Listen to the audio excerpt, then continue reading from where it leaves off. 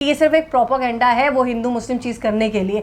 Hello guys, welcome to my channel ओरेली। मैं हूं मुस्कान। एक ऐसी मूवी का ट्रेलर आ चुका है जिसका पहला पार्ट जब बना था काफ़ी ज़्यादा कंट्रोवर्शियल था और उसको बोला गया था प्रोपेगेंडा मूवी का नाम था कश्मीर फाइल्स। अब उसी सेम डायरेक्टर की दूसरी मूवी आ रही है सेम ऐसे फाइल से रिलेटेड जिसको नाम दिया गया है बंगाल फाइल्स। उसके बारे में डिस्कस करेंगे, लेकिन उससे पहले प्लीज़ जिन्होंने चैनल को सब्सक्राइब नहीं किया है चैनल को सब्सक्राइब कर लीजिए। वीडियो को लाइक करना बिल्कुल मत भूलेगा और कमेंट करना भी बिल्कुल मत भूलेगा। जब कश्मीर फाइल्स मूवी आई थी तो काफ़ी ज़्यादा इशू क्रिएट हुआ था, काफ़ी ज़्यादा कंट्रोवर्सीज हुई थी, लेकिन मूवी ने बहुत ज़्यादा बिजनेस किया था। और उसके बाद विवेक अग्निहोत्री जो उसके डायरेक्टर हैं उनके ऊपर ऐसा ब्लेम भी आया था कि पैसे तो कमा लिए लेकिन किसी भी अच्छे काम में नहीं लगा रहे हैं पैसे को। उसके बाद भी उसकी कंट्रोवर्सी चलती रही थी। उसके बाद उनकी काफ़ी सारी और भी मूवीज़ आई जो इतनी ज़्यादा नहीं चली जितनी की चली थी कश्मीर फाइल्स।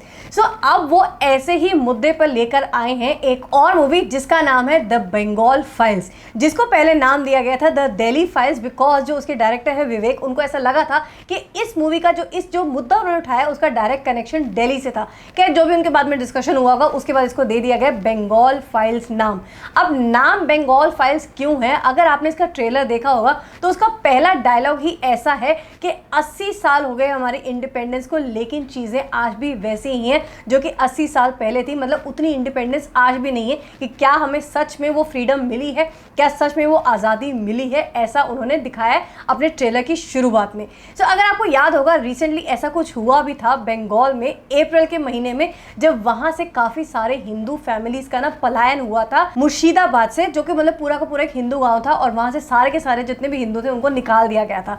सो इससे रिलेटेड मुझे लगता है ये मूवी होने वाली है कि जो आज हुआ और जो 16 अगस्त 1947 को हुआ था तब भी ऐसा ही कुछ हुआ था, जब ऑल इंडिया मुस्लिम लीग जो थी उनके जो लीडर थे जिन्ना, उन्होंने ऐसी डिमांड की थी कि पाकिस्तान के अलावा इंडिया में भी एक अलग होना चाहिए मुस्लिम्स के लिए, मतलब एक शहर होना चाहिए, एक स्टेट होनी चाहिए। तो काफ़ी ज़्यादा उसमें हुआ था, बहुत ज़्यादा झगड़ा भी हुआ था, हिंदू मुस्लिम राइट्स भी हुए थे और उसको नाम दिया गया था डायरेक्ट एक्शन डे बाय जिन्ना, मतलब जो मुस्लिम लीग के लीडर थे उनके द्वारा इसको कहा गया था डायरेक्ट एक्शन डे कि आज हम अपने आप कुछ करेंगे, बिकॉज अगर गवर्नमेंट कुछ नहीं कर रही है या फिर ब्रिटिशर्स कुछ नहीं कर रहे तो हम खुद ही अपने हाथ में ले लेंगे। बिकॉज ब्रिटिशर्स तो चले गए थे ना, वो आग लगा के, वो तिलिट लगा के भैया इनके बीच में डिवाइड एंड रूल पॉलिसी कर दो, ये सब उन्होंने कर दिया था और उसके बाद काफ़ी ज़्यादा राइट्स हुए थे। तो ये मूवी मुझे लगता है उसी तरह की कुछ होने वाली कि उस टाइम के पीरियड को जो अब हुआ रिसेंटली बंगाल में उसको मिला के कुछ ये मूवी बनाई गई होगी।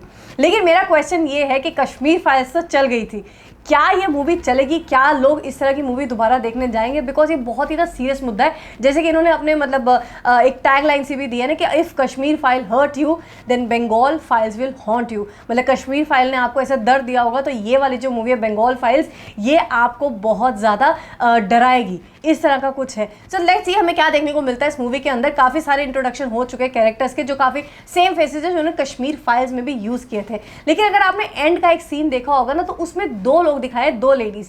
एक तो है यंग भारती और एक है ओल्ड भारती जो कि है माँ भारती नाम दिया गया, और उसके बाद दिखाया जाता है माँ दुर्गा का एक शैडो टाइप जिसको जलाया गया है। बिकॉज बंगाल में सबसे ज़्यादा नवरात्रि मनाई जाती थी और काफ़ी सालों से ये इशू चल रहा था कि वहाँ पे नवरात्रि पे भी बैन लग रहा था, वहाँ पे मतलब अलाउ नहीं कर रहे थे कि आप लोग वो वाला फेस्टिवल वहाँ पे बना सकते हैं, नवरात्रि फेस्टिवल बना सकते हैं। तो ये भी काफ़ी ज़्यादा इशू बंगाल में चल रहे हैं। तो मुझे लगता है ये सारे मुद्दे उठा के ना विवेक अग्निहोत्री ने अपनी मूवी में डाल दिए हैं, तो देखने के बाद ही पता चलेगा क्या लोग उससे रिलेट करेंगे या नहीं करेंगे, या फिर इस मूवी को इग्नोर कर देंगे, जैसे कि वैक्सीन वॉर को भी काफ़ी ज़्यादा इग्नोर किया गया था। काफ़ी सारी चीज़ें इसमें दिखाई गई हैं, जैसे गांधी भी दिखाए गए हैं, जिन्ना भी दिखाए गए और आज का टाइम भी दिखाया गया है। तो इससे भी बहुत ज़्यादा क्लियर होता है कि हाँ ये जो है ना ये मूवी दोनों टाइम को दिखाएगी, एक जो 80 साल पहले हुआ था और जो 80 साल बाद अब हुआ है। तो इस चीज़ को ही मिला के ये सब बनाया गया है। मूवी का जो स्टार्टिंग डायलॉग है वो एक्चुअली आवाज़ दी गई है दर्शन कुमार की, जो इसमें एक्टर हैं। यही एक्टर कश्मीर फाइल में भी थे जिन्होंने प्ले किया था कश्मीरी पंडित का रोल, एक यंग बॉय का जिसको बिलीव ही नहीं था कि ऐसा कुछ हुआ भी था, कश्मीर के अंदर कोई पलायन भी हुआ था। तो सेम उन्हीं के मुंह से डायलॉग बिलवा के मुझे लगता है वो रिलेट करने की कोशिश की गई है कि एज ए कश्मीरी पंडित जब वो उस टाइम पे हुआ था, क्या ये जो बंगाल में हुआ ये भी सच है या गलत है। बिकॉज इसके साथ ऑलरेडी अगेन कंट्रोवर्सी शुरू हो चुकी है। काफ़ी सारे लोग इसको प्रोपागेंडा मूवी कह रहे हैं कि ये सिर्फ एक प्रोपागेंडा है वो हिंदू मुस्लिम चीज़ करने के लिए।